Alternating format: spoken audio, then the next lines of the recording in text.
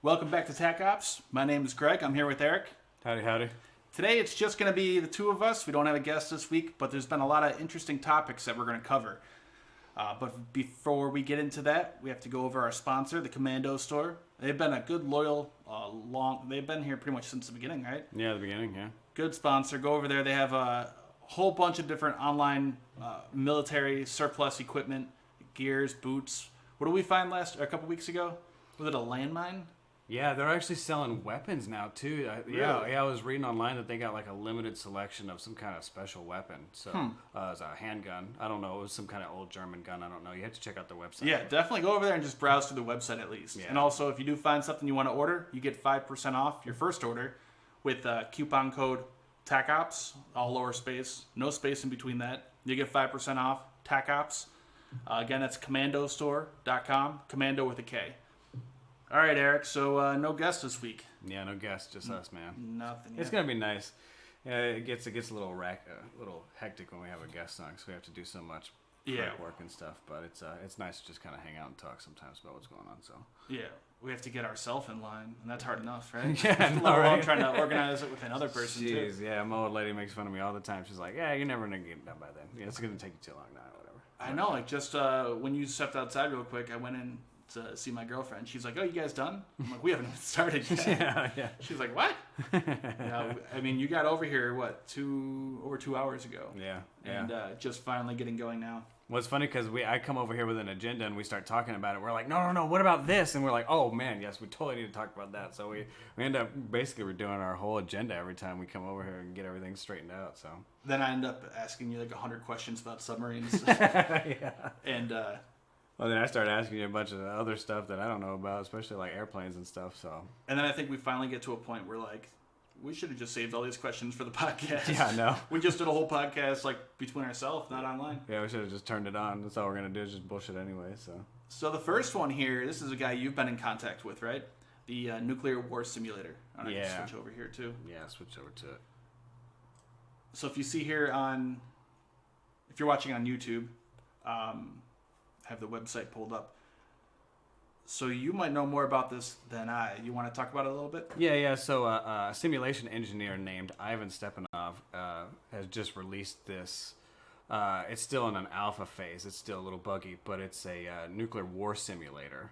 And it's really similar to Nuke Map, but instead of it just being a single missile or a single warhead blowing up and you kind of see what that does, this incorporates not just that, but it incorporates the entire war phase. So it has a whole war games type simulation to it, like the old 80s movies, war games, where they show them all. But it's on like it looks like it's Google Earth. Pull up the video real quick and you can kind of see it. He talks during it, so you might want to turn the volume down. But you can see. I mean, the graphics look fantastic.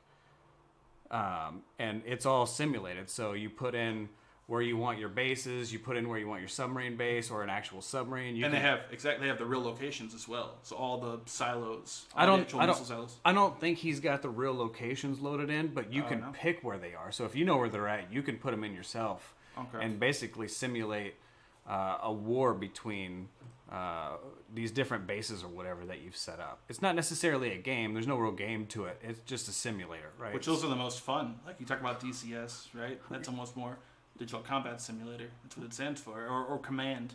I mean, these games are right on the edge of being a game and a simulator at the same time, those are the best games for me at least. Right. So yeah, you look right here and you see this is a population density. So when you can actually pick where you want the weapon to blow up, and it actually has a graphic where it blows up, which is really nice. But you wait for the blast to clear, and you can see where the population's left over, and you can see where this particular city got taken out by a lot of fallout. So yeah, this is really cool. And up in the top right, I don't know if you can, or top left, it says Open Street Maps. I think you mentioned you thought they have Street View on here as well, too? Yeah. So they'll have Street View, which is kind of what you can see right here. It's just zoomed out really far. But they also have a satellite view, so you can see actual cities. So you can see, to the right side of the map right there, you can see the lights lit up and stuff. But what's really great about it is right here you can see you can pick where the submarines are at or where the bases are at, or you can actually customize it down to what type of warhead is in each submarine and the warhead yield on each missile. So you can dial it in that close to where each submarine and each missile is dialed into whatever you want. And you can then launch the missile, and you can have the warhead will show you a footprint, and then inside that footprint you can pick which targets you want. So if you have a big large base, like maybe it's like the Midwest, and you got a big area full of nuclear silos, and you want to hit each silo, so you can have the MIRV pick each spot, and take out a whole bunch at once. Yeah, I think that's in the video here too. But that's insane. I mean, so here he clicked on ballistic missiles. Yeah, just go ahead and play the video and just turn the volume off, and you can kind of. Yeah, but look at the detail on here. I don't know if you can see it, Eric. It's a little small on your screen. But the W-76 warhead, 76-1, 78, and then in the smaller boxes here, you can't see it, but you have the yield. You can type in the yield. You can probably change it. Yeah, you can dial change a yield. Yeah. You can change the fission fraction percentage, the reliability, the radiation enhancement, EMP enhancement, the mass. I'm not sure if you can change it, but at least it tells you all this stuff. And then they have ballistic missiles, cruise missiles, gravity bombs, bomber bases, bombers, communication relays, mobile bases, mobile launchers, the presidents. I guess you can try to take out the other countries' world leaders. I didn't notice that before. That's cool. Silo control centers, silos, submarine bases, submarines. This is insane. Is he going to be selling? This is not out yet. No, it's not out yet. It's still in an alpha phase. Is he going to be selling it? I don't know. I haven't seen anything. He just said there's going to be an early 2020 release is all I know. So. So here it is. A little more detail. I played a little before. So, yeah, you can pick. So he picked a Trident missile here, and then he selected what kind of warhead he's or how many warheads are on it. All right, I'll play through a little more. Work days. Oh, so this is kind of a little bit more of a game. He does have a graphic here where it, let me see. It says production costs. So I wonder if there is some sort of resources and money you have in the game. And it said how many work days. So you have to build it or something. This looks really, really cool. I'm glad you brought this to my attention. I don't know if I would have came across it. Yeah, it's super fun. I mean, just looking at the graphics and stuff. I mean, I love Nuke Map, but this is a huge addition to that, where you can actually see the missiles fly. I mean, once so this is where you actually set up a whole. This is an area full of silos, right? So everything you see there is just a bunch of silos, and then he'll go through and he'll set up some more silos on the side, and then you'll see him pick the footprint. So the footprint will show up as a big circle, and hit him with MIRVs, man. Let me adjust the computer here. Do you want to see this? Yeah. Here, maybe see if we can. You want to move your tablet a little bit? You can kind of see stuff a little better now. So yeah, so he has got Russian stiletto ballistic missiles. Looks like it has a range on the outside here. He's probably explaining all this stuff in the audio. Yeah, you should just let him talk, right? But so this is the footprint of the missile you're going to shoot. So inside this footprint, you can pick where the MIRVs hit. So what he'll do is he'll go through and he'll click on each silo, because I want to hit this silo and this silo and this silo and this silo with all the MIRVs.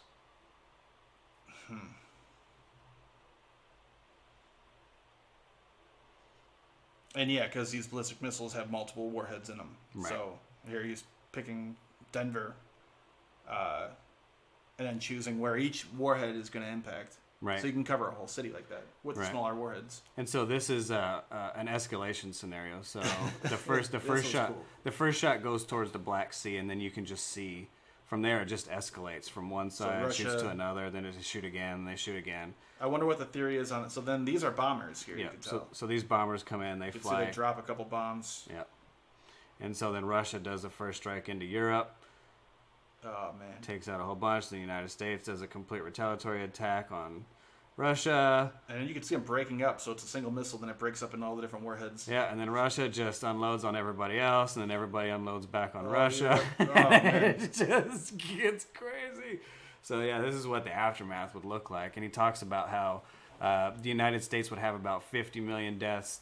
Russia would have about 40 million deaths. So, 50 million deaths, I mean, I hate to say it, but I always thought it was going to be way more than that. I was thinking like half the population would be done. So Yeah.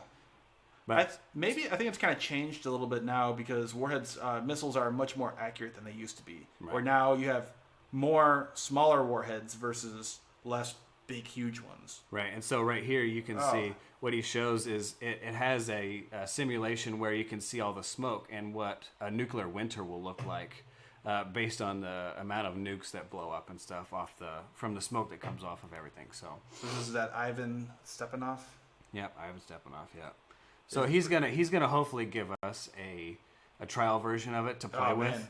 on the podcast one day. So we may even have a whole podcast dedicated to just blowing the world up. I think that'd be fun. Yeah. Does he have like a donation page or something? I mean, this is. Yeah, no, really I haven't seen anything yet, but we've just briefly talked, and he's super cool about. He's gonna maybe even be on the podcast and stuff, but I'll get some more info from him. And we'll get a lot more set up for him. But this is fantastic. Look at that. I mean, that's as good as it gets, man. I'm a real visual person, obviously. That's why I make my videos. Yeah. I think it's I feel like I can grasp the topic so much better when I have a visual in front of me based on or compared to just reading it in a book or reading it on a website. So this is awesome. Yeah. Actually having a visual to look at and really get an idea of what this would look like. I mean, you see him flying up here into space a little bit. Yeah, you can even calculate and visualize the humanitarian impacts and stuff. I mean, it's great, man. I mean, this thing top to bottom is just completely fantastic. And the amount of data that you get is what I really love about it, because like with Nuke Map, you get like a small area. With this, you can launch X amount of nukes and see the total damage. You can see the big giant picture of it, right? Of the entire world or all Right. Europe, yeah. Right. I think that's where Nuke Map kind of failed, was you don't get to see the big picture, whereas with this, you get to see all of it. I mean, that's devastating. Look how crazy that is. Well, look at here. So casualties up here. China. This must have been a war against China. China lost 178.5 million people, which is not much for China, right? Yeah, I guess not. But United States, in this scenario, at least 168 million. UK lost 44.7 million. Germany almost 42 million. This is going to be a lot of fun. Yeah. I'm going to have a lot of fun playing with this. Yeah, I that was one of the things I wanted to bring up today on the podcast, because I love new technology, especially open source that we can play with, and I want to share with you guys all the cool stuff we get to play with. Look at this. So that must be him, right? Yeah. Is Ivan? Mm-hmm. So you have friends and family in there? Did Ivan die? Look at the survival probability. Yeah. 0%. You just put yourself out there. See, I think he put himself somewhere. Ah, that's cool. Yeah. So you can actually have your location where you are. You see if you would survive. So now we know where Ivan lives. Yeah, so you can. I think what you can do is put your family here, put your family here, put your family here, and then it'll give you it'll calculate a nuclear strike and show you how much of your family's left. I think it'd be cool to see if either one of you or I would live in an attack on Dallas. Yeah, definitely. Because you're farther outside, so you might be okay. maybe. I'm probably not. I'm a lot closer to like all the Lockheed stuff though. Oh, so. that's true. So that could be a target. Mm-hmm. And look, it even tells you the expected injuries. Oh wow. Light injuries from flying glass and debris. 3rd-degree burns. Fires caused by light and heat combined with firestorm. Anyway. Yeah. Yeah, it looks awesome, man. Iceland didn't lose any people. Or Tajikistan. They generally don't. I think they only got like 1,000 people that live there, right? Yeah. Huh. So the next one is going to be our story on Pearl Harbor. Right. So that came up recently, and actually today is the anniversary of Pearl Harbor. Yeah, From starting World War II. Yeah, for the U.S. at least. 78th anniversary of Pearl Harbor. Yeah, and the Navy had a rough week with attacks on base, like active shooters on base. They had 2 of them back-to-back days, and the first one that you pulled up is the one I wanted to talk about.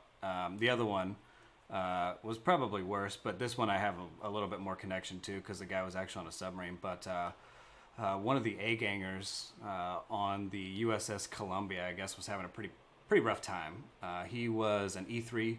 He's what they call a fireman. That's his rank. Real quick though, an A-ganger. An A-ganger, In case people don't know, what is that? Right, so E3 being like a younger guy, A-ganger being an auxiliaryman. So on submarines, you have 3 types of mechanics. You have nuclear mechanics, which work on the nuclear propulsion, the reactor, all that stuff, right? And then you have the A-gangers, which are the conventional mechanics, and then they work on the air systems, the hydraulics, the water systems. They do the atmosphere control. They run the diesel. So they basically kind of do everything else. That's not nuclear. Or weapons, right? Or weapons, and that's where the torpedomen step in, right? So the torpedomen Torpedo mechanics. Yeah, well, they're just called torpedomen, but okay. they are mechanics, and they do all of the weapon systems. So VLS and torpedoes and all the handling equipment they work on, right? So the A-gangers are basically everything not weapons, everything not nuclear. So I was an A-ganger for the first 4 years, and then I actually transitioned to a torpedoman for the last 2. But being an A-ganger is rough, man. It's definitely one of the hardest jobs on the boat. I think it was always a competition between the nuke mechanics and the nuke A-gangers who was having the hardest time. But apparently this guy was pretty young on the boat. He was an E3. I don't think he had his dolphins yet, and they put him through an XOI for, we don't know why. I can't figure out what happened or what he was in trouble for. But he was in trouble for something, and he also apparently had some anger management issues. So he went through XOI, and what I don't understand, which is I guess my question is, they put him on watch after that. Which generally after XOI, they'll disqualify you and not give you a bunch of weapons because you could be all pissed off and want to kill people, right? So, and that's kind of what happened. They gave him the topside watch. Which is the armed sentry up topside with the M4 and the 9mm, the M9, and he's the topside sentry. So his job is to wander around the boat and just keep watch on the boat. Yeah. So here is. So here's Pearl Harbor. I zoomed in. Man, this internet. Come on. Yeah. So here's Pearl Harbor in general. So yeah, Pearl Harbor and the shipyard here. I can get back to it. So basically, this submarine, which was a Los Angeles class, right, was in dry dock. Yeah, Columbia. So Columbia was 771, so a flight 3 like the Hampton I was on, which is 767. So topside sentry. So you could see this is dry dock 2, and then you got dry dock 3 next to it. I believe dry dock 3 is the one to the left. I'm not sure, to be honest, but. His job is to kind of rove around this area, not this whole area you see here, but just around the boat to make sure that there's nobody sneaking around doing stuff they're not supposed to, right? Okay. Because there's a guy that's going to stand on the prow to take IDs, but he needs to stand there and check people on and off the boat. You need somebody to walk around and just keep watch around the whole place, right? Well, apparently he, on watch, I guess, they like I said, they put him on watch after all this shit happened, and I guess he snapped, and he wandered off to some buildings. I don't know which buildings. Possibly somewhere over here. Yeah, and shot 3 people, killed 2 of the shipyard workers, critically injured a 3rd, and then the guy shot himself. So one of the things I wanted to talk about was, these guys have a really rough time at dry dock. A lot of people think that being underway on a submarine, going to the North Pole and all that shit's super stressful, but that's all the stuff you kind of prepare yourself for. Like you're like, yeah, I'm gonna go fucking do this. Like this is what I signed up to do. What a lot of people don't really sign up to do is put this thing in a dry dock and work 20 hours a day for months at a time to try and maintain it, right? So it becomes this. I didn't really sign up for this. I mean, but I guess I did. But I'm supposed to be out there like. On a submarine, doing what submarines do. I didn't really think about it being in this dry dock and working 20 hours a week and hating my life. And just the day to day of it. 20 hours, yeah. I mean, you get no days off, and then you still got to stand duty. So every 4 days you have to sleep on the boat, right? So, and that's if you're lucky, if you have a 4-duty rotation, right? Some guys get 3 duty rotations. I guess stay there every 3 days. So it just slowly wears down on you. It just gets worse and worse. And if you're somebody that may have prior issues, especially anger issues, or you have maybe something that you've been dealing with your whole life, and they put you into this situation, people don't last. The Navy's had a lot of problems with suicides lately. With the carrier recently. Yeah, we had 2 or 3 while I was on the boat. We actually had 3. I don't want to say 2 or 3. We had 3 while I was on the boat. And we had a lot of people that were thinking about it. It was a really rough time, especially in dry dock. Dry dock was when we had... It was 10 times worse. Really? Yeah, because it was just not what you really wanted to do. Like, nobody wants to just go to work all day. Yeah. Right? Then that's what you do. You go home, you get to sleep for a few hours and you go right back to work and you're just doing mundane bullshit all day, right? And you sign up to be on a submarine, you think you're going to be out, in the ocean, on deployment, doing different things, but then you're faced with the reality where a lot of it is just sitting in dry dock, working these long, long hours over and over and over again. And there's really no reward that you can see. Because when you're out on the ocean, you get to go to this place that you're not supposed to, and you get to see this thing you're not supposed to see, and you work with all this equipment you're not supposed to, and it's almost worth it. But fuck, when you're just working all day, it's just like a manufacturing job or any just other mundane job. It's just not, you don't see the big picture. It's hard to see anything. It just sucks. Yeah. And it just wears on you. I mean, we got to the point where we were working so much that we had guys. We were in the Portsmouth Naval Shipyard, which is right outside the Norfolk Naval Base in Portsmouth. And we had guys that were working so much that they would leave and fall asleep, and they were falling asleep inside the bridge tunnels, because in Norfolk you have tunnels and bridges, and so when you go through the tunnel, it would put them to sleep for whatever reason. And we had 2 or 3 guys run into the side walls of the tunnels, and they're really small tunnels. They're only like 2 lanes on each side, and shut the tunnels down because they fell asleep. They were just working so hard. So these guys got it rough, man. And so I don't want to get into too much of a soapbox or anything, but I just want to highlight that I think there was a lot going on with this guy. If you look at the Task and Purpose website, it talks about it was a troubled submarine or whatever. But I mean, I hate to say it, every submarine in dry dock is troubled. It fucking sucks, man. And there's no real way around it. Dry dock used to be a little bit better because they gave you a lot more time, but they've since squeezed everything down to try to get as much as possible. So why is that? It just to get as much. What do you like? They're getting people. They're having a hard time getting people to sign up. Is that what it is? So they're overworking the people they do have? I used to think that, but now I'm really thinking that it comes down to shipyard availability. They just don't have enough shipyard space to deal with it, so they're cutting the shipyard avails down to where it should be a year and a half, but hey man, sorry, we got to cut it down to a year. So you still got to get all that same shit done. By the way, I know it's lesser amount of time. Yeah, but instead of going 2 shifts, how about you guys go 3 shifts and we'll go ahead and knock it out. But then the submarine crew's fucked because there's no shifts. Like, you got to be there all day. If their shipyard's gonna be there 24 hours, you got to be there 24 hours. So what would your normal day be? This guy was on watch, right? But normally for you, if you're an egg hanger, it's just going through and repairing things or taking a look at different things.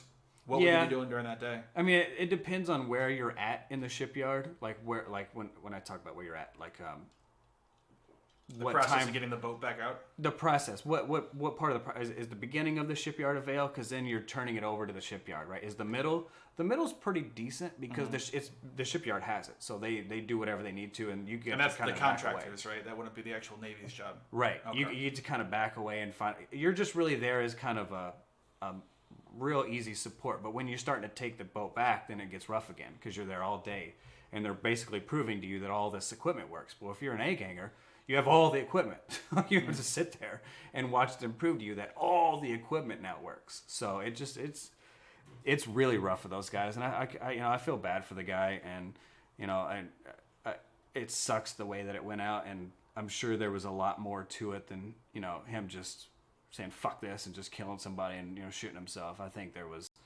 I think the job is super tough, and when you have somebody who is in that type of mentality, eventually they're gonna break.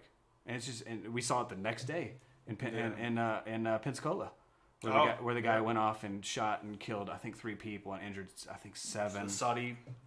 Yeah, I haven't read too much into that story, but yeah, and you lived it. You were in the shipyard. You experienced exactly pretty much what was going on with this guy. The same rank or same position you were in. I bet you I stood suicide watch at least 4 times. Really? Yeah, where this guy is now considered a threat to himself in the boat. You need to stay with him. We're going to lock him in this spot. You hang out with him. And you just stand and watch him? You talk to him? Try to hang out there. I'm sure over time you'd... They're generally pretty happy. Because they're like, once you get to that point, it's pretty much over. They're not going to keep you on the boat anymore. And a lot of them know it. So they're kind of just relieved. Like, I can finally get the fuck away from this place, Shouldn't laugh, but... I mean, I don't. And it's almost intoxicating because when you're in the suicide watch, you're like, what is that like? Like... Are you ready to get out of here? Because I still got fucking 3 years left of this shit. Like, man, I'm almost kind of jealous. Like, I don't want to go through the pain you did, but fuck, I wish I could get out of here. And it's almost intoxicating. You're like, what if I just faked it? And like, Right. fuck it. Like, I don't want to, but what if I did? Do you think... It just gets crazy, man. And not to minimize, obviously there's a serious problem, but not to minimize that at all. But do you think there are a lot of people faking it then for that reason? I think it's possible. What other way do you have out?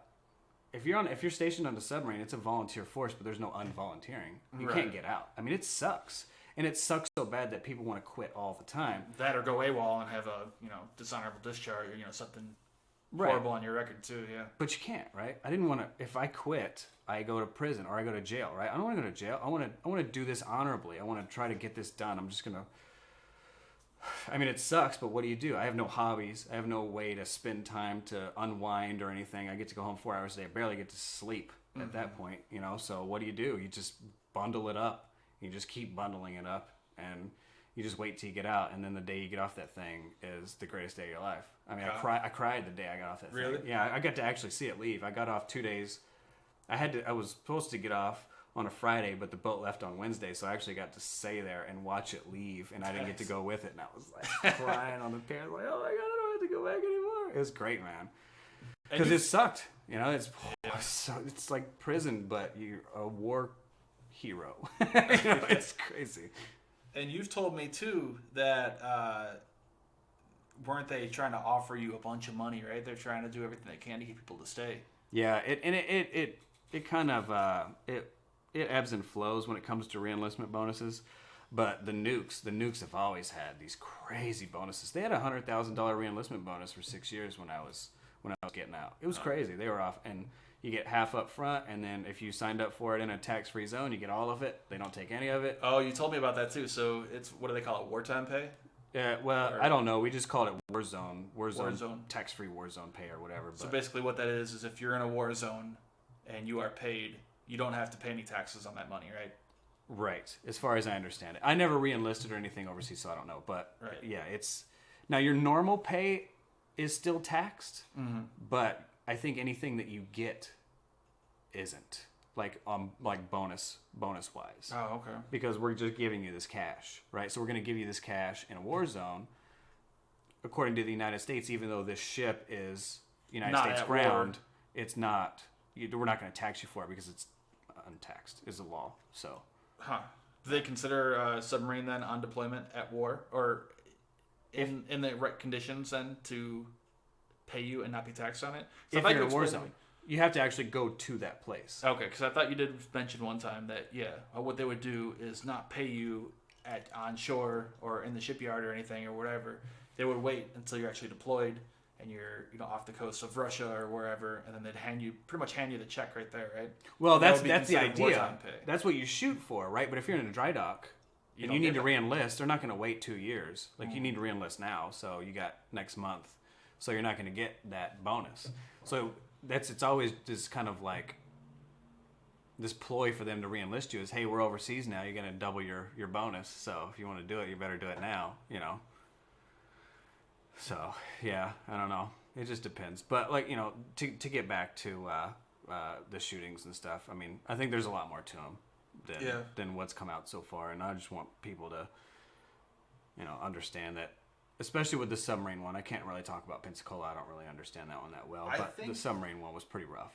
Yeah, I don't know enough about it either. But was it terrorism related? I thought I saw a headline that mentioned terrorism. I have no idea. I honestly got so caught up in this one that I didn't have a whole lot of time to look into the Pensacola shooting. But yeah, I've been dedicating a lot of time to this one because he actually did my job.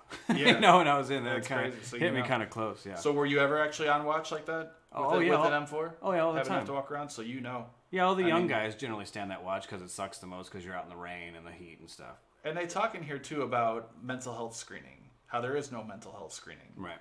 And, I mean, this is an attack submarine, but it could have just as well been a ballistic missile sub, right?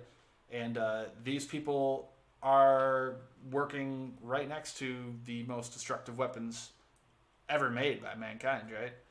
Do you think they should have some sort of mental health screening or any further screening? I mean, because you talked about suicide watch and different things like that, but is there anything else you think they might be able to do?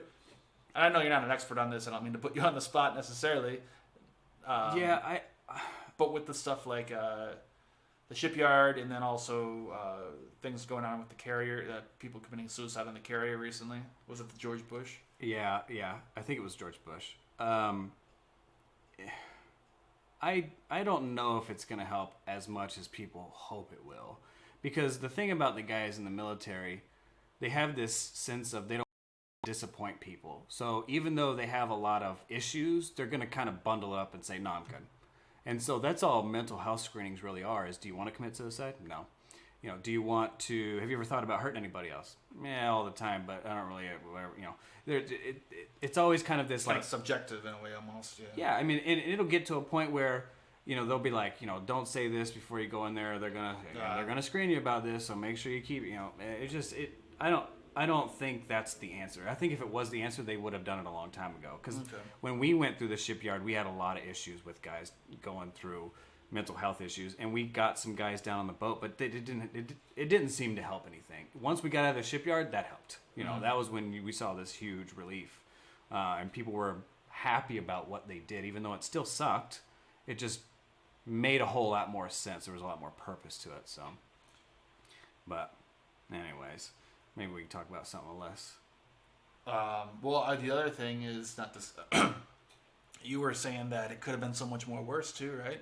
Before we started this podcast, I mean, could have gone down on the boat, right? Yeah, I mean, if the guy was topside and he decided to shoot the topside watches, and they went down below and shot the below decks watches, he's open game, you know.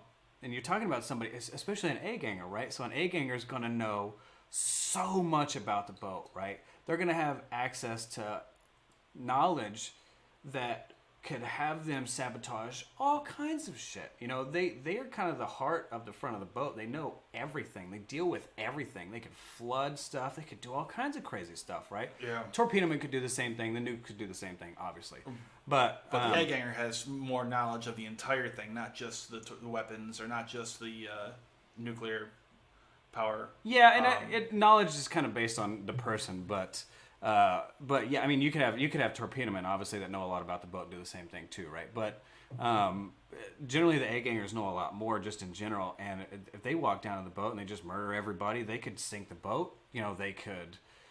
If you're a below decks and you have a gun, you could just stand next to a torpedo and go, fuck it, boom, boom, boom, boom, boom, and just shoot the thing, and hopefully it blows up. And if one of them blows up, they all go up, right? So that's when it gets crazy. If you got a fully loaded torpedo room sit next to a reactor, now you've got the Norfolk Naval Base is trashed, right? Yeah, because you just blew the biggest and dirty Norfolk's bomb like of everything all time. too. Yeah, I mean, they got all the carriers there. You have all the destroyers and cruisers there, and then right across the river there is where they build the carriers. Right. That what's the name of it? Shipyard. Huntington Ingalls. Huntington. Yeah. There you go. Yeah. And I mean, that could do. There's nowhere else the U.S. to build a carrier right now, at least. Yeah. That's it. And I'm being super dramatic, Tom Clancy style, yes, right? yes. But I mean, yeah, I mean. But there's been other stuff too. Like remember the USS Miami. Yeah, and so that guy took out a whole submarine with a rag. And that was just a rag, yeah. Just a rag. What did he soak it in kerosene or something? Yeah, he soaked it in, I think, acetone or something, like rubbing alcohol or something that burns. Yeah. And just threw it into a rack because he didn't want to go to work anymore. And he just wanted to get off. I believe he just wanted to get out early. Yeah, he wanted to get off work bored, or he just wanted to get off work. So he started a fire in a submarine, and now that submarine had to be decommissioned. I mean, it was a total write-off. Yeah, right? It was totally destroyed after. Yeah. I mean, they that boat is no longer in service. Yeah, they could have maybe saved it, but it just wasn't worth it. Spent hundreds of millions. Yeah, probably couple $100 million. Sink it into the next one's not worth it. You know? And you could still cannibalize it for parts and everything. It's not like it was right. So you still got the parts off of it. Oh yeah, the whole backside of the boat's still fresh. So I mean, all you need is the front half. But I mean, yeah, with a fucking rag, right? And this guy could have went down there with a weapon and done it the same deal. So yeah, or even worse. Really. I think that what they need to do is offer these guys a break. That's just you get a little bit more vacation, right? Up the manning a little bit. The other thing they need to do is they need to take unnecessary shit away from these people, right? Why the fuck you're going to spend all this time working 20 hours a day just to get the boat back in the water, but oh yeah, by the way, you still got to stand watch up topside with the gun. Why do you need to do that? The fucking Marines can do that. Anybody, any basic military person can stand topside and check IDs. Why do the guys that are on the boat that are working their ass off dealing with this shit. The Marines aren't doing anything right now. Why can't they fucking go up there and do it? Like, it just doesn't make any sense to me. They put so much on these guys because they don't want anybody dealing with the submarine. You would think you'd have separate security, right?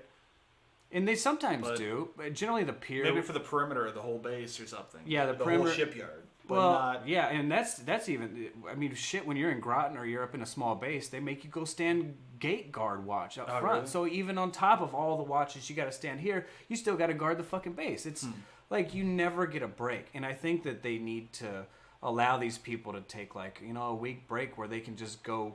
talk to somebody and be like, what the fuck you been going through, man? Just let me know. And they have no access to anybody on the boat. The captain can't talk to any of these buddies. Just somebody they can vent to, you know, and just say, this shit sucks.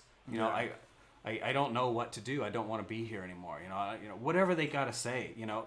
And I think that the Navy can get a better handle on it. Because right now, they don't talk to anybody. They don't give a fuck. Nobody's going to tell you anything, right? Nobody even knows how many work hours they work. There's no clock in or clock out. So there's no accountability to the captain saying, for a squadron saying, as a captain, you can't work these guys complete death. Because how do we even know? I don't know how many hours these guys are working. They don't even know how many hours they're working. Nobody has a fucking idea what's going on. Huh. So yeah, there's just no accountability to it, and it's sad. And I think that's what is going to move us to the next level as a naval force is getting the morale back up. You know, being this big and not being driven into the ground, being this big as a military, and being happy, and everybody's happy, and the morale's up. People really enjoy what they do. And it's sad that something like this has to happen, but a lot of times events like this will actually end up people having these conversations because of this, and maybe it'll change. Maybe they can have a separate security team which just stays, just does security there, and then they have the M4s, and you don't have the people, A-gangers, working 1,000 hours a week with an M4 then walking around, right? I feel like there's a better answer, and I feel like it's just been laziness. People don't want to have to do, and not necessarily laziness. The captain who's working his ass off and all these guys are working their ass off, they don't have time to just add more shit to themselves to figure this out. We need a separate group to come in and figure this out. They don't need to put it on the current squadron, because if you put it on the current people, they're going to be like, no, everything's good. Whatever I got to say to not deal with more shit, no, it's all good. We'll deal with what we can. You know? That's sad, but I mean, it makes sense. You're doing all that. I can never pronounce his name. He's an awesome guy, Largezzo. I'm pretty sure you know him too. He's everywhere. Oh, he's a follower on Discord and everything. He's a great guy. He has a comment. Okay, yeah. I know what you're talking about. Yeah, he has a comment on here saying that if the stream suddenly cuts out, it was because these two eggheads are describing turning a submarine into a dirty bomb. Yeah. So. Yeah, pretty much. Yeah. Hello? Are we still online? Yeah, I think so. No, I think we're good. Yeah, YouTube seems to be taking a battle against any type of war, gun. Yeah, it's been going on people forever. But, yeah. We're just gonna do what we do. I'm not here to make money, or I don't give a fuck about monetization as much. I'm really just enjoying the day. But yeah, it's just fun to do, right? All the people we get to talk to. So anyway, sticking on this topic of submarines, we have Iran testing a swim-out anti-ship cruise missile. Yeah. Now, maybe for people who might not understand what that is, what's the difference between a swim-out torpedo or a swim-out launch versus a typical or an impulsed launch? Right. So an impulse launch will have an air-powered ram, usually, that will force water into what they call an impulse tank. Right. So if you look at if you go to Jive Turkey's whiteboards on YouTube, he has like a really nice whiteboard of how it works. But basically, torpedo tubes are just basically big squirt guns, right? So you have a tube underneath, kind of like you would a squirt gun with the pistol finger, with the trigger, right? When you pull the trigger, instead of it being your finger, it's a lot of air pressure, right? So the air pressure will push the plunger or the ram into the back of the cylinder, which forces a bunch of water up into the torpedo tube. When it goes into the torpedo tube, it basically squirts out whatever's in it, right? What we like to do is shoot water slugs. We call them water slugs, which is you just fill the tube up with water and you just shoot water out. So it's literally $1 billion squirt gun at that point. But you shoot torpedoes the same way, and it's what they call an impulse. So it'll impulse the torpedo out, right? Which is really loud because it's compressed air, so it makes a lot of noise. You got this big giant ram slamming into the other side of the cylinder. It's forcing all this water up, and it just makes a lot of noise. So when you hear it, normally when you have two submarines or you have two naval powers going against each other and one's a submarine, the other one will hear the impulse, and they'll know that it's a torpedo that's coming at them. So you just listen, and you go, oh yeah, there's a torpedo. So they know that it's a submarine that shot at them. So now they know that it's not anything surface. They know it's a submarine, and they know where it is, right? If they have a good sonar system, the sonar system will be like, the noise came from this way, probably around this depth. You need to go that way. Yeah. Right? So even if you have the quietest submarine out there, and say I'm sneaking up on you, you're a Russian sub, I'm a U.S. sub, right? I have the quietest submarine in the world. You have no idea I'm there. I know you're there. I'm about to shoot you. Right. Doesn't matter. As soon as I fire that, I mean, it's you mentioned earlier, it's like going active. Yeah. Like turning on active sonar, you might as well just say, "Hey, I'm right over here." Right. Because So normally, it's like gonna with give away your position instantly. Right. Normally, like with a sniper will shoot from a building, but the bullet will travel faster than sound. So the bullet will hit them, and then the sound hits them, right? So they don't even know it's coming. But with a torpedo, the torpedoes travel so slow Much slower. that the sound will sound hit is them even quicker in water too. significantly faster. Yeah, right? 4 or 5 times or something like that. Yeah, right? yeah. And so, so they'll see it coming, and they can automatically shoot back, right? So now, before your torpedo hits them, now they're shooting back at you, and now you've got to run. So it's basically you just turned it into a shootout, right? Instead of it being a ninja coming up and slicing the dude's throat, now you just went straight cowboy style. Now you're just shooting at each other, right? And that's not necessarily what you want to do. No. You want to sneak up behind them and kill them, Because then you gotta, so again, back in that scenario, if I fired on you, now you know I'm there. You're gonna do a snapshot, right? Quickly shoot back at me, Right. And that means I'm gonna have to make evasive maneuvers to try to get out of there. Right. You might lose the wire at that point, right? Right, and Different so things like that. Yeah, and so that's why it's really important to get into the baffles of them, right? You get directly behind them because their sonar system, unless they have the towed array out, they can't hear what's behind them, right? So that's the best spot to get them, because even if you impulse, They might not hear they it. may not hear it. You know, they might if they have a good sonar system, if they're going really slow and they're hunting. But if they're going fast, like if they're going 30 knots, they're not going to hear shit, especially behind them. So you have an easy shot on them, right? Okay.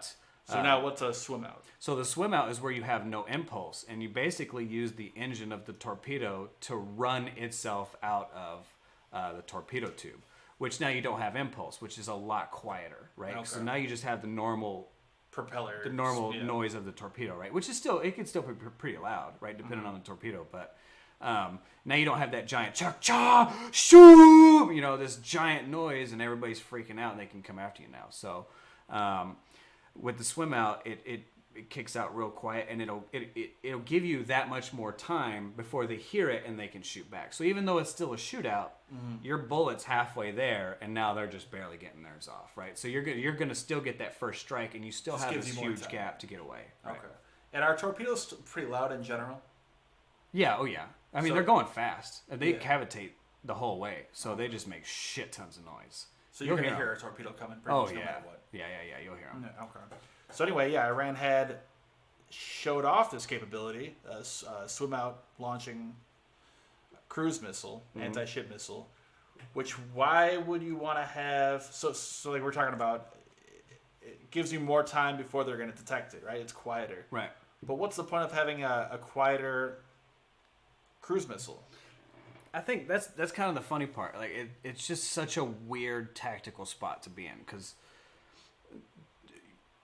with a cruise missile, right? Normally like a Tomahawk, especially if it's VLS, right? When you launch a VLS missile, everybody knows that your boat is directly underneath that spot. So everybody within viewing distance or even radar is going to know, boom, there is a submarine right there in that spot. And they're going to be pretty shallow. Right. Right. They're not going to be 500 feet down, right? They're going to be right there at the top. So boom, you've got an instant direct tactical spot to go after, right? And you'll see it in the video too. So here's it swimming out.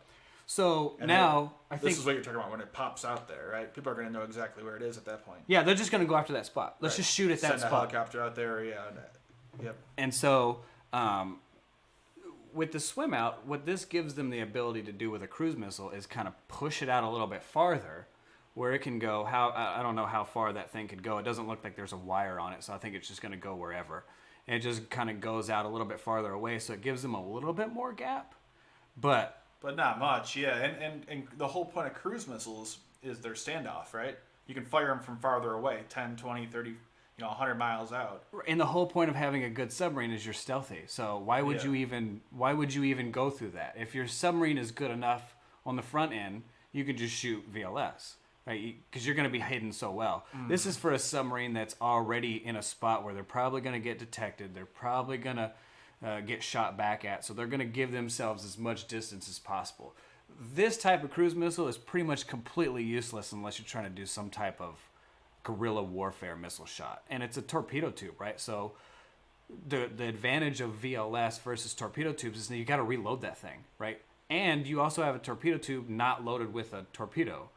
So you give yourself a disadvantage in a counterattack style where you're not going to shoot missiles in a counterattack. Like submarines don't shoot missiles after already getting shot at, right? They're generally going to run, maybe get to a safe spot, shoot a torpedo, and keep running. They're not going to shoot missiles because now you're just giving yourself away again, right? So now they definitely know where you're at.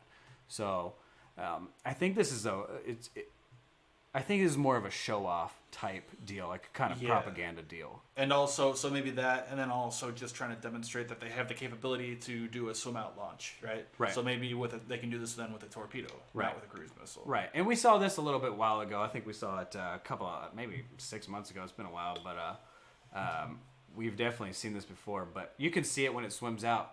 The dangerous part when it comes to, and why we don't use swim out, is because you have the torpedo running inside the tube, which is super fucking dangerous. Oh, yeah. Yeah, you could possibly arm the torpedo in the tube. You could have it get stuck as it's trying to leave, and they call them hot runs, right, where it just runs in the tube.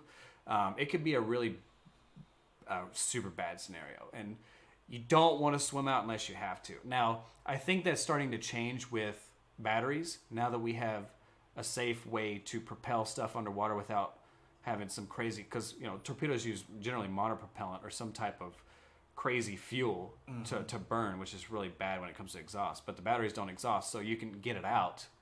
And if it doesn't get out, it'll just shut the batteries off and it'll be stuck in there, which is not a big deal, but it's not going to arm itself, right? So I think they're getting a little bit safer. I think the newer mods when it comes to the ad caps are going to start incorporating a type of swim out. You can even see it when you play cold waters, right? You can get the swim out torpedoes. Oh yeah, I've seen it. So they're definitely better tactically, but they're a whole lot more dangerous to shoot when it comes to the ship's crew. So that's another reason why we don't use them. Well, we've had them before. It's not safe.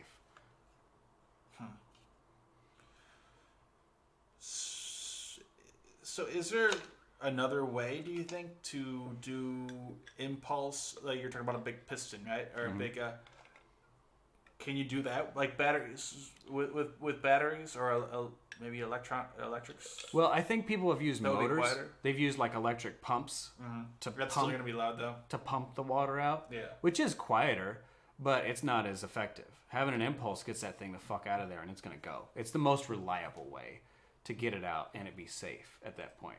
And, safety is a big deal, right? When you blow your own ship up, that's stupid. You went out there for no fucking reason and killed yourself. That's dumb, right? Now it didn't make any sense for you to be out there. So that's definitely something you have to think about when it comes to weapons is if the thing's going to just blow up all the time, it's not worth going out there, right? Yeah. Just not worth it. We've had problems with torpedoes in the past where they just blow up and set the boat on fire. It's happened all the time, especially with the old magnetic detonators.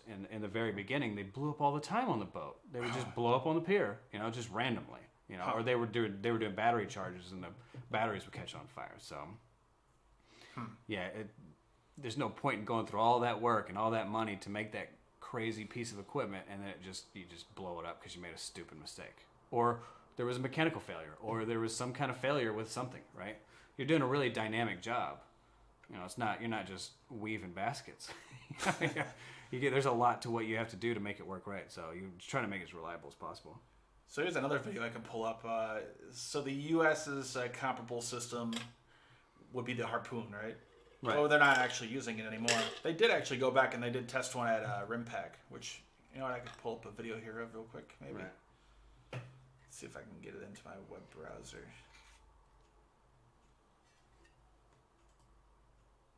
Let's see if this works. Telling you, we're gonna get Wild Turkey on as a sponsor, so every time we pour a drink, you guys are gonna know. Nice, it's working.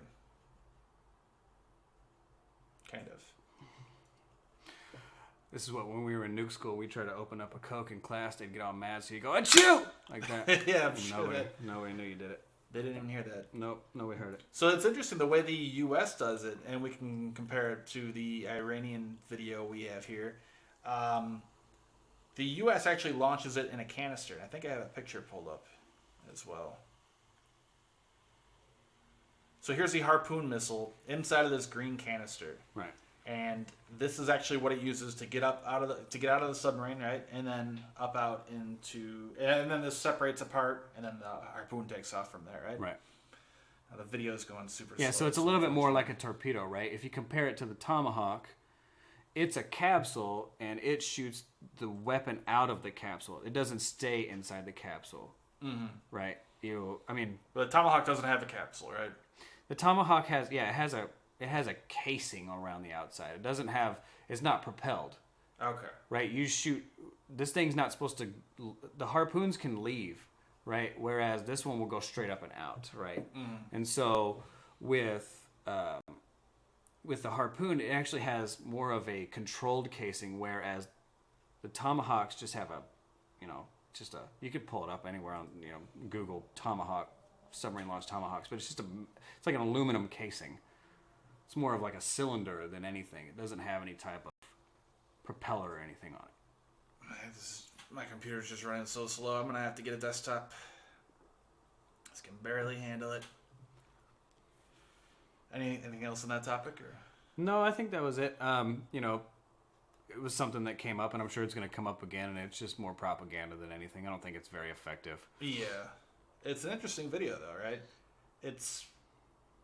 They're showing off their capability to be able to launch anti-ship missiles from submarines, right. Which is, I guess it's useful. They already have tons and tons of land-based anti-ship missile sites throughout the Persian Gulf and throughout the Strait of Hormuz there, right? That are hidden kind of up in the hills and the mountains and stuff. They can pop out pretty quick. You can spot a lot of them on satellite imagery, but they're not stationed there permanently. They hide, and then when there's an event, they would come out real quick and fire and then go back. Right. So I guess, but the actual launch sites are known. So this gives you the ability to do it without being targeted beforehand, right? Yeah. Like you can't hit this with a Tomahawk before, so it can't launch. Yeah. So there's that. But yeah, but you want to talk about the harpoon too, and we saw it get used again lately with the Olympia in October 2018. So yeah, it was during RIMPAC. That's what I'm trying to show here. It's just the videos. So while your computer catches up, we saw the USS Olympia launch a harpoon at the USS Racine on what they call a sink X, which is where the sink exercise, where they put an old boat out there and they launch a bunch of crap at it and test all the equipment out and make sure it all works. So the Racine got hit by a bunch of harpoons and a Mark 48. They launched one harpoon from a helicopter, I think is what it was. They launched one harpoon from the Olympia, and then I think the Olympia also launched a Mark 48. I think they're the ones who launched the Mark 48, I'm pretty sure. The Olympia, yeah, it did. That's what it said. So this is, again, this is frustrating. It's just lagging like crazy. I think I have too many things open. Close some of the old stuff, yeah. But we've seen kind of this resurgence of the harpoon. It came out of nowhere. Like, I remember the day we saw it, we were kind of flabbergasted, and nobody really knew what it was. They were like, what is this thing? And Jive Turkey was like, oh, well, it's a harpoon. We used to use those a little bit earlier in the day than you guys did. And we were like, oh, okay, well, what are they bringing this thing back for? I haven't used it in, I think, like 10 or 15 years. It was a long time. And what it seems to be is that I think they're saying that it gives them another lethal platform to use, right? But the Tomahawk's pretty sweet, and we've already got. If you're going to take a spot up with a Tomahawk, you can take a spot up with a harpoon. It doesn't really matter. So why would you downgrade to a missile that's a lot slower, that has less capability? And I think what it comes down to is, for one, it's cheaper. It's significantly cheaper, and I'm not saying that war is cheap, but you got to try to make it as cheap as possible. You don't want to launch the bad stuff. And I think that with that slower platform, it allows the Harpoon to have a different type of technology on it, and they're trying to test out some new scanning equipment. So that's my idea. The Tomahawk it's a little bit weak on the all-weather side. So I think with the Harpoon traveling a little bit slower, it can be a little bit more all-weather. When it comes to like a really bad weather storm. I don't know why we would battle each other in the middle of a hurricane or anything crazy enough where you couldn't do it, but who knows? Maybe that's that's why they attack us. That's the thing, yeah. You can't hope for good weather. I thought that was always kind of funny with the what was it? They're testing the GBI, the ground-based interceptor. This is the missile that would shoot down North Korean ICBM coming at the U.S. Right. They had to cancel several. They were planning the date enough to actually to hold this test. They had to cancel it and postpone it a few times because of bad weather. Like in real life situation, you're not gonna be able to call up North Korea and say, "Hey, can you launch that missile like tomorrow?" Because we got some thunderstorms here. We can't fire this thing right now. Right. So you're not gonna always have the ideal situation to do this stuff in, right? Right. And I think that's kind of a sad way to look at a drill too. You would have to kind of embrace it. Like, okay, here's a go. We have a random storm that came in. What are you guys going to fucking do, right? Yeah. Because when it comes to real warfare, especially, look at all the Israel strikes, right? Or any type of air strikes. When do they happen? They happen 3 o'clock in the morning when nobody's awake, when there's no defensive capabilities, the base is asleep, they can't see the missile coming in. Like, they do it at the most opportune time possible. And if a weather storm is going to be that, then you fucking do it. That's when you do it, yeah. Yeah. Yeah, and with the GBI, it requires so many things all working perfectly at the same time to get this thing to work. Right. So they have that sea-based. Maybe I could pull a picture of it because it's pretty cool. 1 second. So they have a sea-based expand radar. Oh yeah, the big old radars. Yeah, this thing is. Oh, I got to switch over on the streaming thing.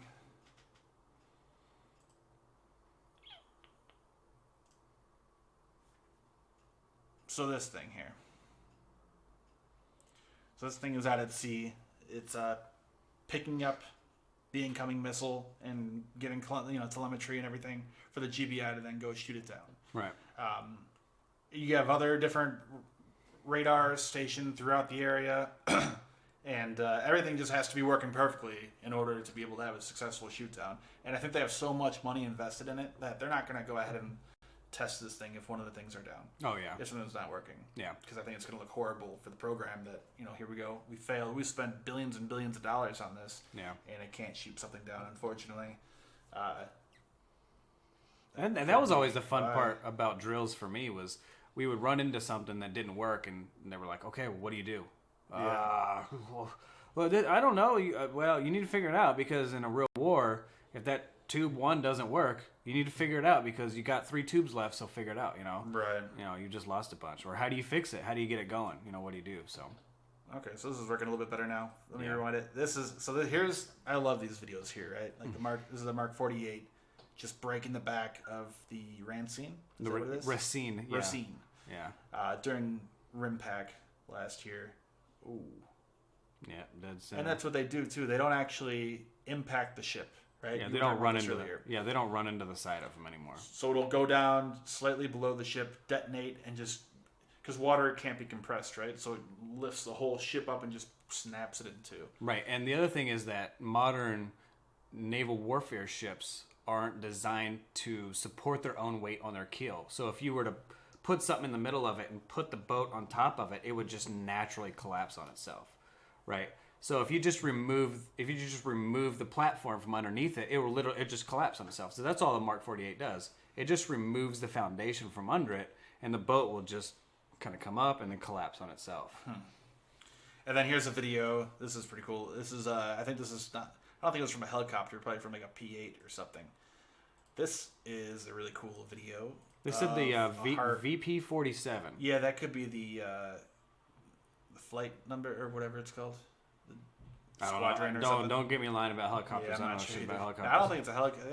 I don't think they can fire a harpoon. Oh yeah, No, yeah, that is not too big of a helicopter. missile. Yeah, I didn't say yeah. So that's how much I know about helicopters.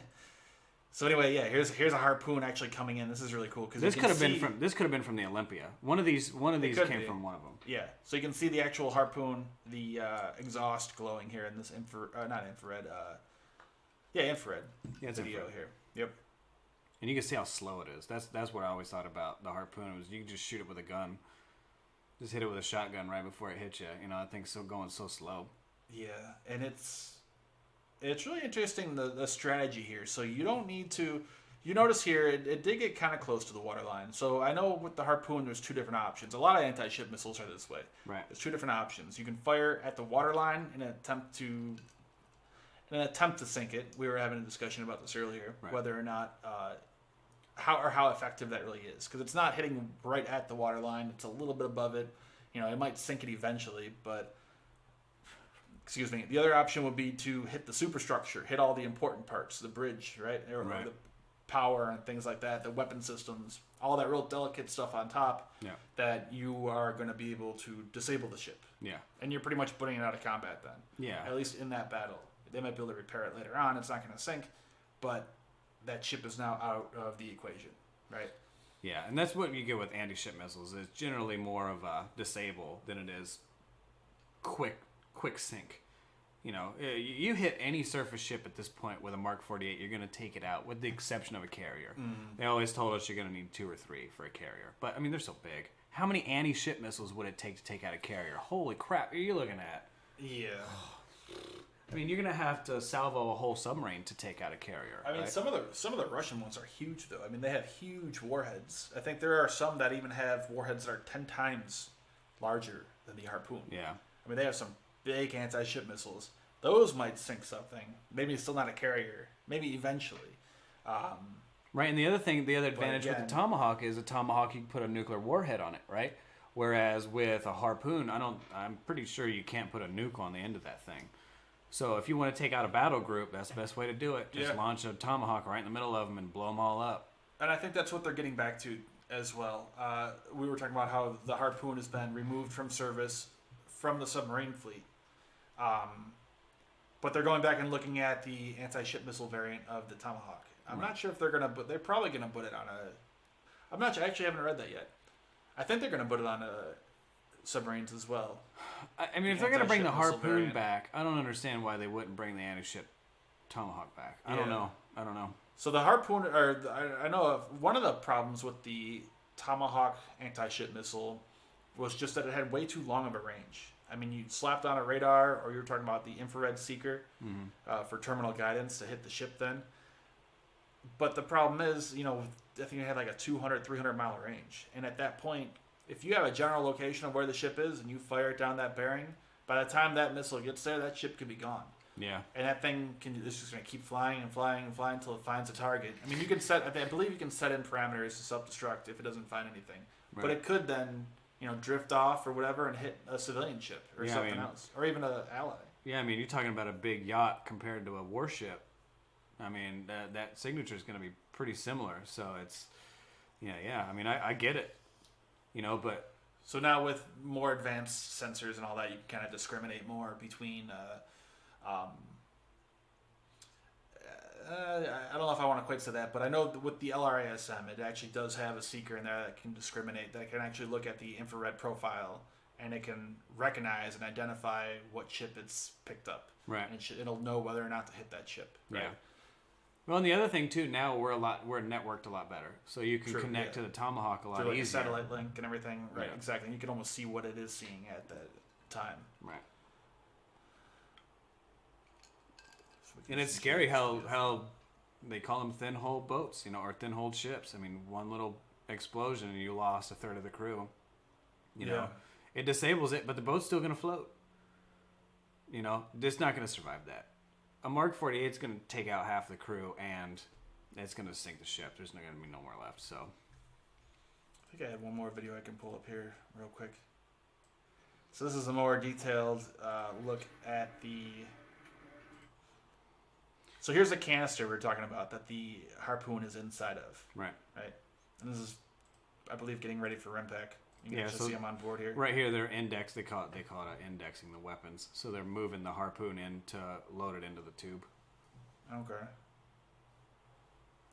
So then what are we looking at here then? What is this over here? So that's a test. That's an exercise Mark 48. You can tell by the orange. Yep. And so this is the don't get me wrong about the names. It's been a while since I've been on there, but that's the loading arm. So the loading arm attaches to the back of the harpoon, and then the hydraulic system loads it into the tube. Into the tube back here. Yeah. Okay. Because we don't do it by chains and links anymore. You know, the torpedo men are more nerds than they are like giant beastly people. Like, and that stuff is so heavy, and all sensitive that you don't want to be dropping it. And so generally torpedoes, most stuff that goes into the torpedo tubes has a casing on the back. So that's what you see. That casing protects those wings that they folded up inside. So those wings will actually fold down. Pop out once it gets out of the submarine. Yeah, looks very Star Wars right there. It does, right? Let's see. So he's just getting it ready. So yeah, so now they've connected a wire to it. Oh, is that what he was doing here? Yeah, so they connect a wire to it. So the harpoons are actually wire guided. So you see the wire goes in, it comes back out, and then when they load it all the way into the tube, they'll release the pressure on the arm, they'll move the arm back out of the way, and then they'll hook the wire up to the door, what they call the breech door. And the breech door it has a connection on the door itself that'll send the signal through the door, and then you can wire it into the computer system. So it's literally wire connected to the boat. So it's only wire. The wire is only connected until it leaves the water, right? It wouldn't continue on after it. No. It's connected to the canister. Yeah, it's only underwater, right? So as soon as it launches, it's gonna go. It's gonna lose it. Yeah. Yeah. So yeah, basically the same. This is the guy lubing the O-ring for the connection. So that's the plug that goes into the door. So he's gonna connect the plug. So that wire is what actually goes to the harpoon. So once he connects it to that, they'll close the door, and there'll be another wire on the outside, and that's how they communicate with the harpoon underwater. So here you'll see him roll the ring to lock the door. It would be awesome if Iran released videos like this instead of these horrible, low resolution, like 5 frames per second type videos of their launches. Yeah. I want to see this HD, smooth footage of all the details. Because I wonder how comparable it is, their systems are compared to the U.S. or Russia or whatever. Video, it was like really recently after, so you have to pull up a different one. But the last thing I wanted to talk about was Tonopah. I really want to talk about that. I think that's super exciting. This was really cool. So we'll start out with Tyler Ogaway's site, The Drive, The War Zone. And as it says right there, an F-117 was spotted playing stealthy aggressor against F-15s and F-22s over the Nellis Range. So this is kind of interesting that this has been in the news for the last couple of years, that there are still some of these F-117 operational that they're using as training. And it makes sense. It seems like they're probably using them to train U.S. pilots against going up against the new Russian stealth fighter, the Su-57, and the Chinese J-20. So this way they can actually fly against another stealth aircraft, train picking up on radar, seeing what kind of maneuvers it can do, and how best to attack it. Now, I guess it's not completely, because the F-117, despite its designation, is not a fighter. So it's not going to be as maneuverable as the Sukhoi or as the J-20 is in real life. But as you get into this article, one thing I read that was pretty interesting, this guy's report here is that, let's see, he said, recently I witnessed an F-117 along with 4 F-16s go up against an F-15, go up against F-15s and F-22s, and maybe a B-1.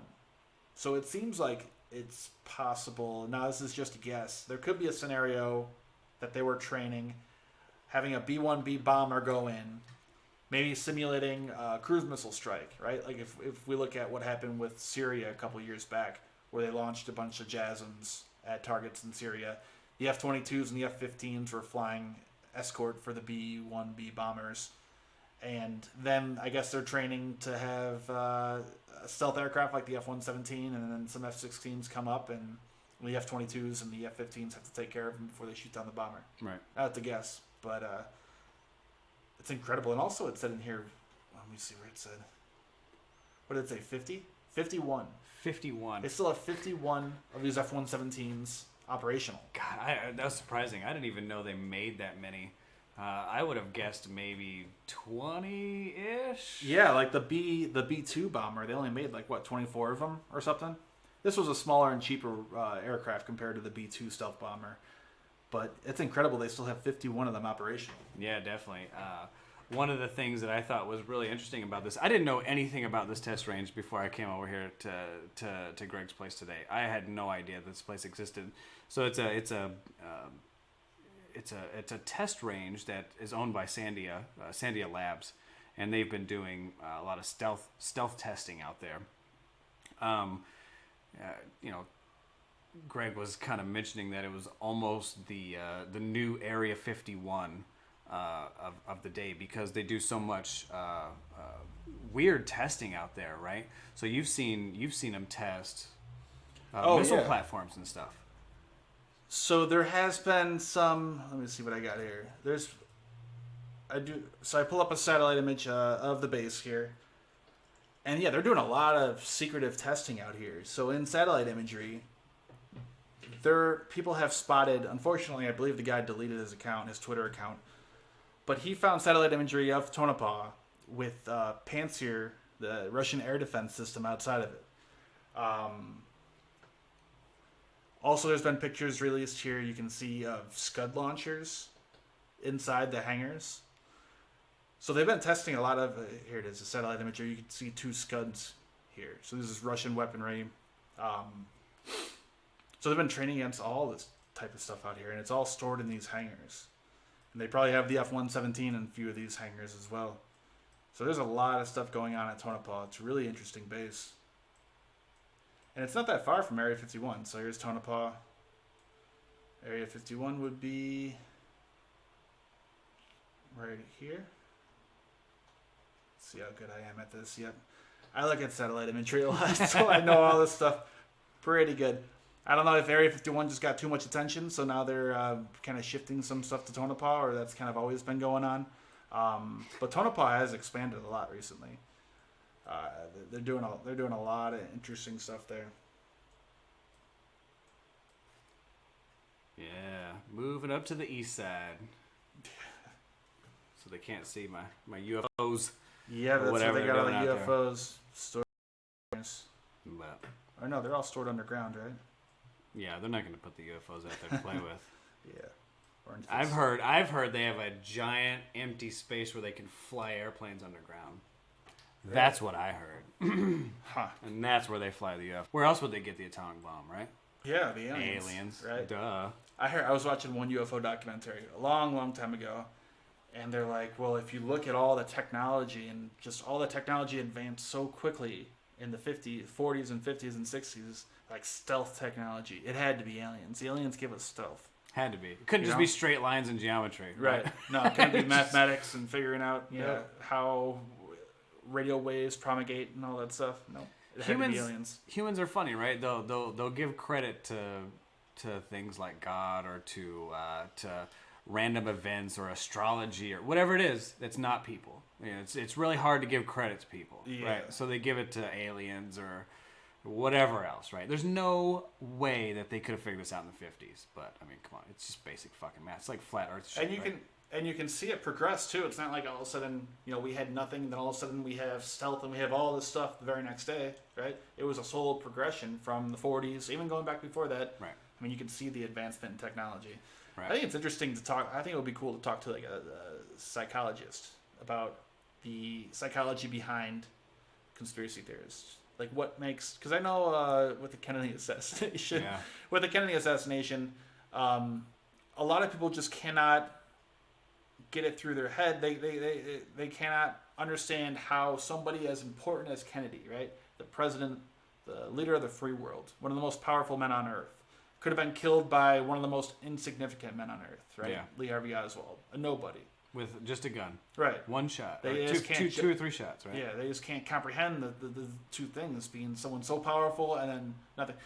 They have to come up with an enemy that is equally as powerful. The CIA, the mafia, the Soviets, all this stuff to justify it. There's always this big system behind it when it's just... Right. It's like this guy that's stationed on the Columbia. Just lost his shit one day. Killed a few people. Could have been the president. Could have been fucking anybody that was standing there. Exactly, yeah. You know, and just happened to be two shipyard workers, sadly. Or the guy with the USS Miami we were talking about earlier, right? It was just a guy who wanted to get out of work early, and he destroyed how much? What are those, $1 billion? $2 billion? Yeah, a couple billion, yeah. Yeah, one guy, $2 billion submarine. Yeah. And thank God, none of the weapons were on board, and it was in the shipyard. Had it been waterborne, he could have blown all the fucking torpedoes up, taken out the whole pier. It could have been crazy, right? It's always you could always escalate it, but it generally starts with a real simple starting point, just a dude that just wants his way. He has his agenda, and it may be just as stupid as I want to go home and beat off to fucking whatever, or just whatever it is. I just want to not be here anymore, and you can do something that major, yeah. $2 billion up in flames. Well, I know it's a little bit shorter episode today, but I think that about wraps it up. I know you got a Christmas party to get to. Yeah, we've been off the air for a couple weeks now, trying to Thanksgiving and everything. It gets a little crazy around the holidays, so it does, yeah. Yeah, we have a few weeks that we're gonna skip here and there, but trying to talk to a few guests. So we have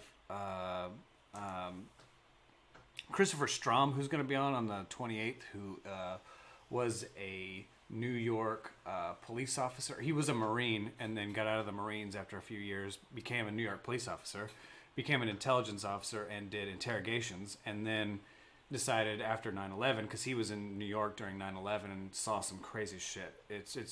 His book is pretty dramatic when it talks about the shit that he saw. Then he decided to go back as a contractor because, the military was hiring a lot of contractors to go out there and work, right? And so he became an interrogation specialist out in the Middle East, interrogating terrorists and prisoners of war that we got and other stuff. So he's going to be really interesting to talk to because he's done so much. He's been military, police, and contractor, which I've never really seen before. He's going to be really fun to talk to. So I'm still reading through his book, so I've got a few weeks left to finish it up. But he's going to be fun to talk to, and then we're gonna we were shooting for hopefully today to do it, but I think we're going to push off and we're going to talk to Dmitry Komosar Wipla, is a Russian kind of OSINT guy like us, just really nerdy about all this stuff and knows a lot about Russian nuclear. He actually lives in Moscow, but he knows a lot about the Russian nuclear side. So talk to him a little bit. We're still setting up a time with him, and we've got so much stuff in the works with people we're trying to talk to and stuff. So it's Yeah, the other one I have, and maybe people can leave comments whether or not they think that it will fit the theme, or whether or not we should do it if it fits the theme of the channel. But I want to interview someone in regards to the Kennedy assassination. I don't know if you get like this, Eric, but I get obsessed with the topic. I get completely obsessed with it. I have to research it, and I have to completely exhaust it. Yeah. And it helps, I think, when I make videos, because that is like an outlet for me to exhaust it, and then I move on to the next one. I get obsessed with that, and then just keep doing that. And the Kennedy one has been persistent. I feel like I still haven't quite exhausted that one yet. Yeah. So yeah, leave in the comments if you think that it's appropriate, if you think that it fits. It's not necessarily military, but it does have some elements of spying, right? Like it happened during the Cold War, during the height of the Cold War with the Cuban Missile Crisis. Right. Oswald was trying to get into Cuba. He defected to the Soviet Union. There's a lot of stuff there. People think the CIA might have been involved.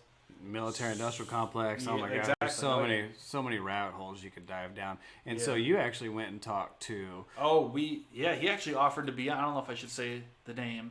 I wouldn't say his name, but who he is, like what his title is. The curator. Okay. Yeah. So the curator of the JFK The curator of the JFK. Oh yeah, the 6th floor depository where Oswald shot Kennedy from. Right.